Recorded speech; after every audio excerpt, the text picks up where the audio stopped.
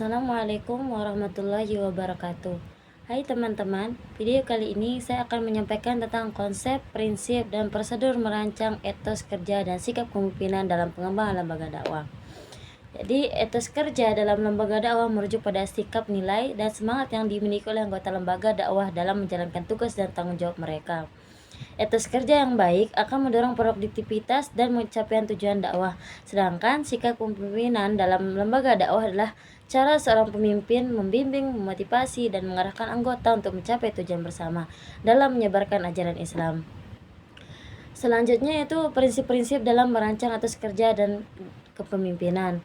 Yang pertama itu adanya integritas dan akuntabilitas yang dimana pemimpin dan anggota lembaga dakwah harus menanamkan nilai kejujuran, keterbukaan, dan tanggung jawab terhadap tugas yang diberikan.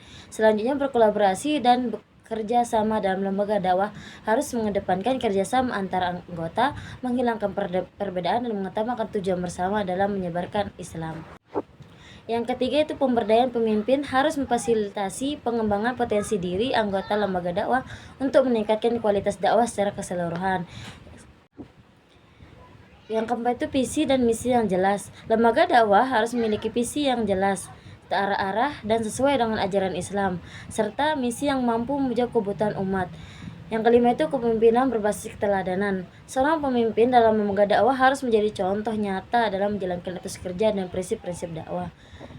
Selanjutnya, prosedur merancang etos kerja dan sikap kepemimpinan. Yang pertama itu penetapan nilai dasar dan visi misi. Langkah pertama adalah merumuskan nilai dasar lembaga dakwah seperti kejujuran, kesederhanaan, dan tanggung jawab, serta visi dan misi yang akan dijalankan. Yang kedua itu pengembangan program pelatihan, merancang pelatihan dan pengembangan untuk anggota lembaga dakwah termasuk pelatihan kepemimpinan dan peningkatan keterampilan kerja. Yang ketiga itu implementasi kepemimpinan transformasional. Pemimpin perlu menanamkan semangat perubahan yang positif melalui sikap inklusif, mendengarkan aspirasi dan memberikan contoh.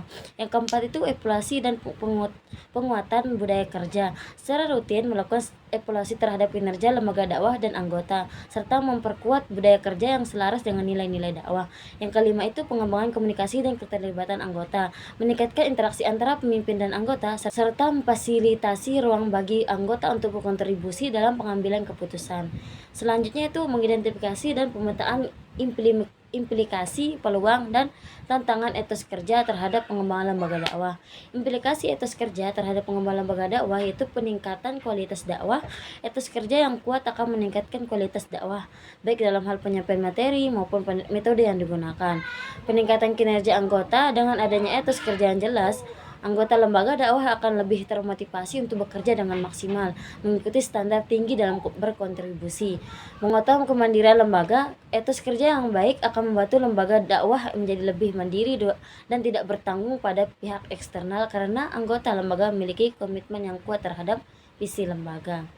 Adapun peluang yang dapat dimanfaatkan diantaranya yaitu pertama peningkatan jaringan dan kolaborasi. Dengan etos kerja yang positif, lembaga dakwah dapat membangun hubungan yang baik dengan organisasi lain, memperluas jaringan dakwah dan menciptakan kolaborasi yang saling menguntungkan.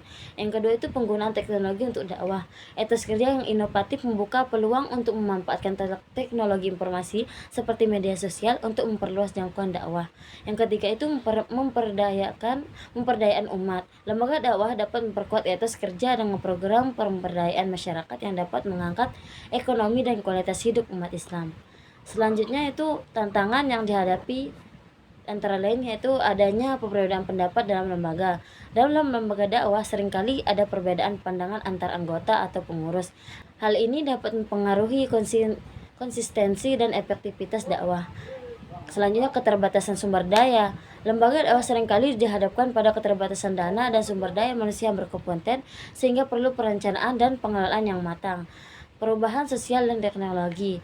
Perubahan cepat dalam teknologi dapat dinamika sosial dapat menjadi tantangan bagi lembaga dakwah dalam menyesuaikan diri dan tetap relevan dalam menyampaikan pesan dakwah. Selanjutnya pemetaan implikasi. Solusi implementasi positif.